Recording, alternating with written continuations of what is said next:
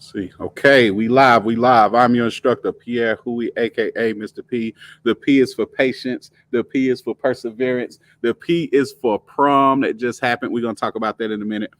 And today, the P is for practical. Got a online student of mine. Y'all wish her luck. Her name is Maya. Maya is taking her practical today, and she was gracious enough to let me talk about it already versus waiting until when she passed. But I think she's gonna pass today. Um, we spent this morning getting everything together. The power went out on us yesterday, so we had to get to it early this morning. But hey, I don't care about that. That's what I'm here for, right? Time don't matter. Whatever we got to do to make this shit happen, that's what we're gonna do to make this shit happen. All right. If you are on TikTok, if you are on TikTok, please tap the screen. I would be so appreciative. All right. All right. Monday, we do Barber theory study. And on Mondays, I always do scientific concepts. Tuesday, I do hair care services. Wednesday, we do, what is it? Facial hair, skincare services. And Thursday, we do implements, tools, and equipment. If you don't know why I do those four sections, they are represented by the CIB, which stands for the Candidate Information Bulletin. All right. The CIB is strictly there to tell students what they are looking for when you go take the theory test. They have one for the practical as well, which, in honor of events today, I'm going to talk about that one as well in a little bit. Find me, I'll give you a present. Okay. Say no more. All right. We'll get into the CIB for the practical a little bit later. But for now, I love to always start with the theory because that's what most of my barbering students have a problem with. For those that are new to this video, to this channel, to this profile, I am your instructor, Pierre Hui, aka Mr. P. The P is for patience, primarily. All right. I am a barber instructor. I've been an OJT instructor for about 7 years. I recently opened my barber school within the last year, and I am in the process of getting my seventh person graduated and licensed. Okay, graduation, you complete 1,500 hours in the state of South Carolina, and upon passing your test, which is the part that everybody really cares about, you get your license. Now, in South Carolina, it's done two ways. If you're not familiar with the industry, barber industry, and all that stuff, you have to do two tests. You have to do a barber theory test, and you have to do a barber practical. The theory test is where you're answering questions. You're answering the multiple choice questions on the computer. The practical is when you actually go to Columbia and you have to perform services. Currently, they've been using mannequins, but usually is mannequins and a live model. But since COVID, I don't think they've done live models at all. Knock on wood, I hope they don't go back simply because it's so much easier dealing with a mannequin. Even though I would understand if they go back to live models, I understand why they would do so. Q says, what's happening? You know, we got to catch up. This is our week. Okay. Matter of fact, y'all, I have none other than Kiana Fernandez in the building.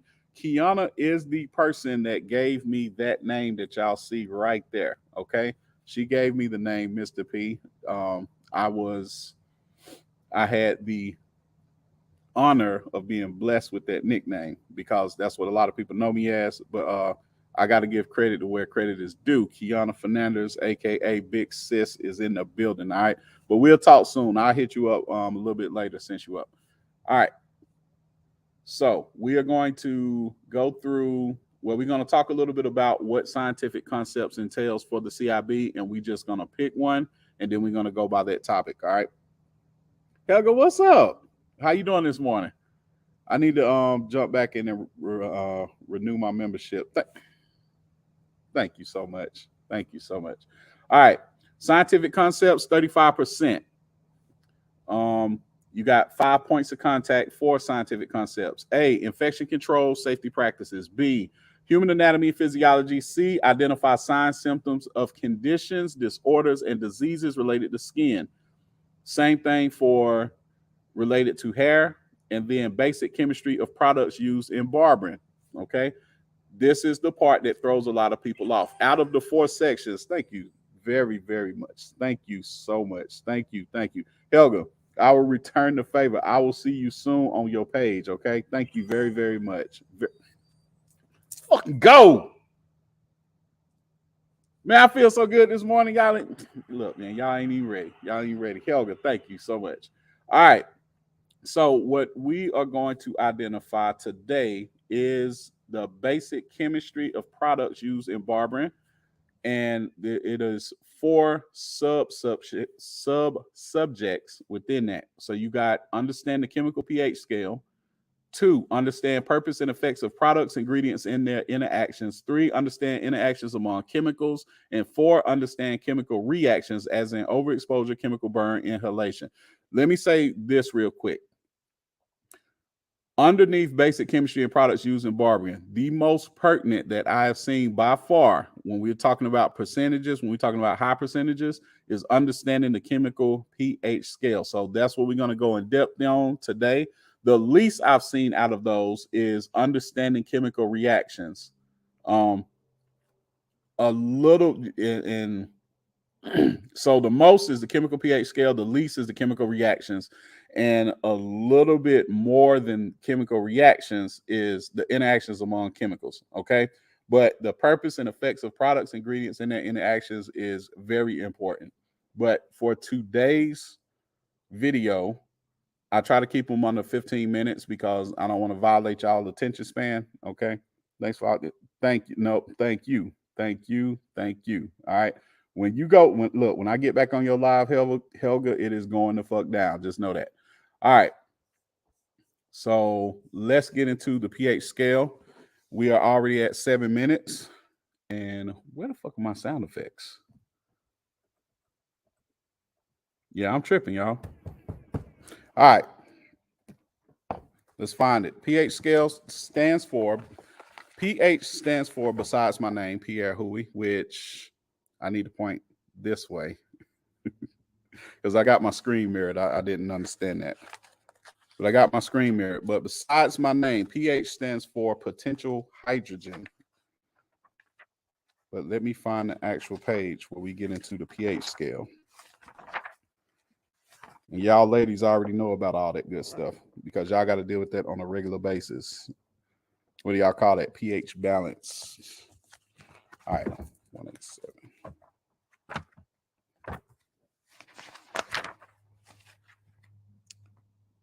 That is not the one. Oh. There we go. All right. Basic understanding of ions is important to an understanding of pH. An ion is an atom or molecule that carries an electrical charge. Ionization is the separation of a substance into ions that have opposite electrical charges.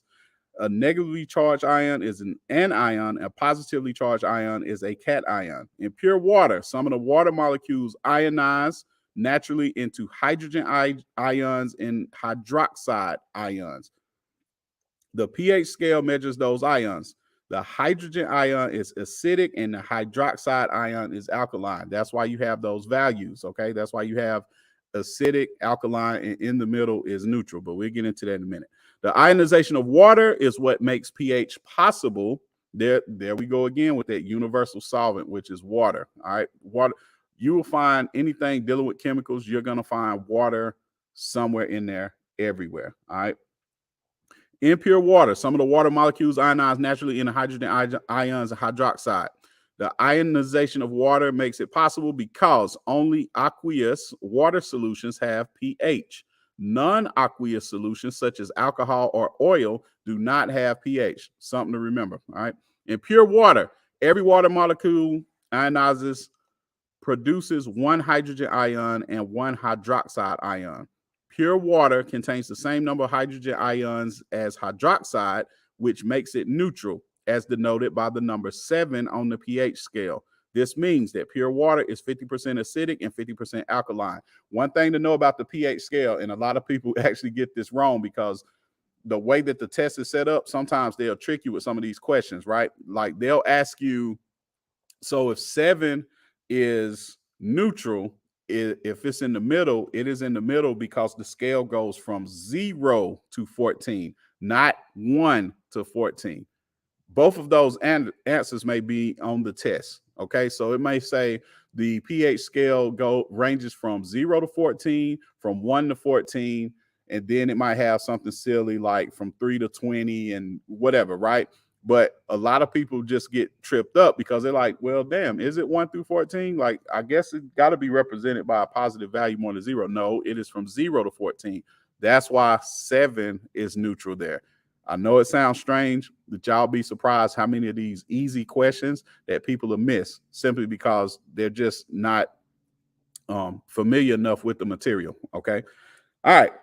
pH, the letters pH denote potential hydrogen, which is the relative degree of acidity or alkalinity of a substance. The pH scale measures the concentration of hydrogen ions in acidic and alkaline water-based solutions.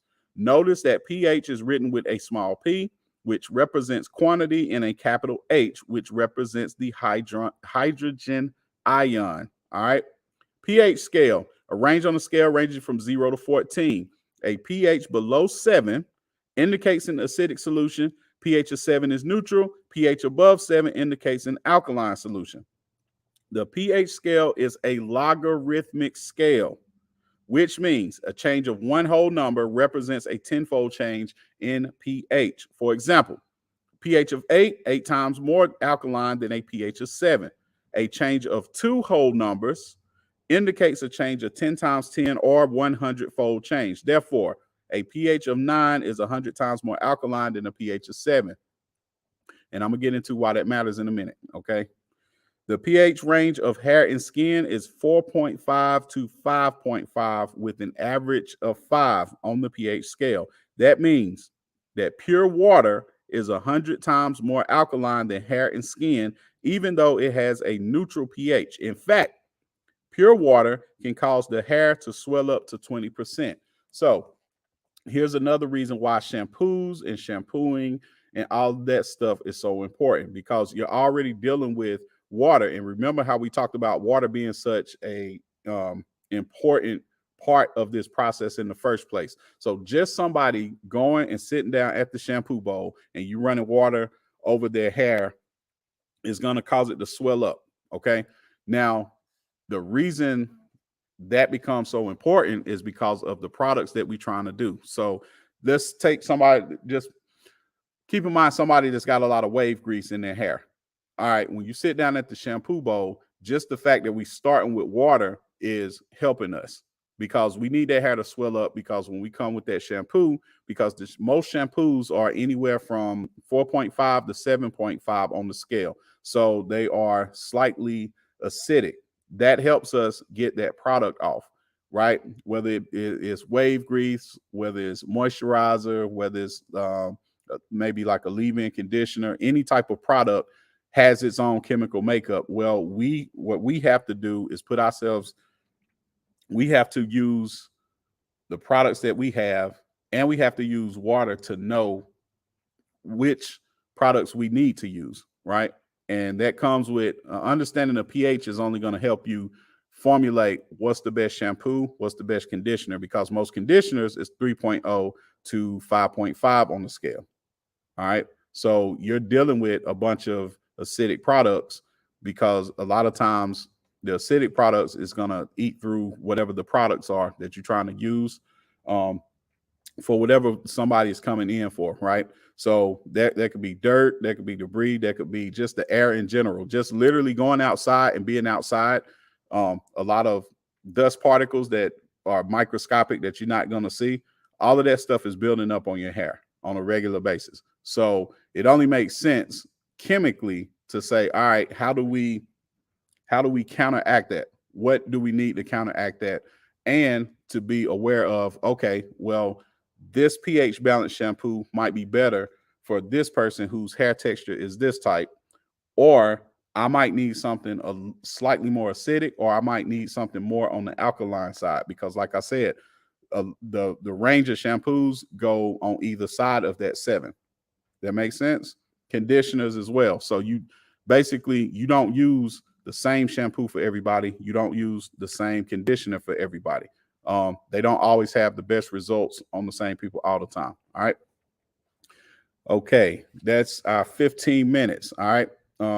That is scientific concepts. Like I said, out of the scientific concepts part, out of the CIB, out of the 4 sections that they tell you on the CIB that they're looking for, scientific concepts is the most failed one out of all of them. Okay.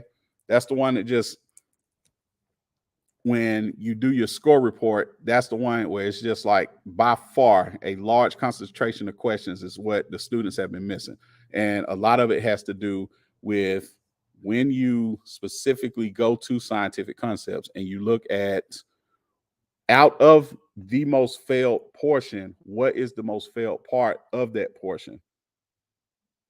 And it is by far the chemistry of it.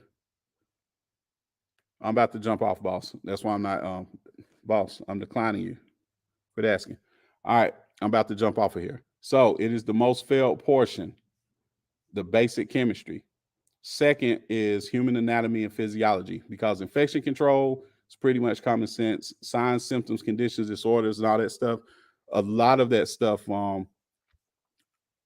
tends to not be as much of a hassle for people to get past versus chemistry and anatomy and physiology out of the scientific portions concept. But all right, that is our Monday public study.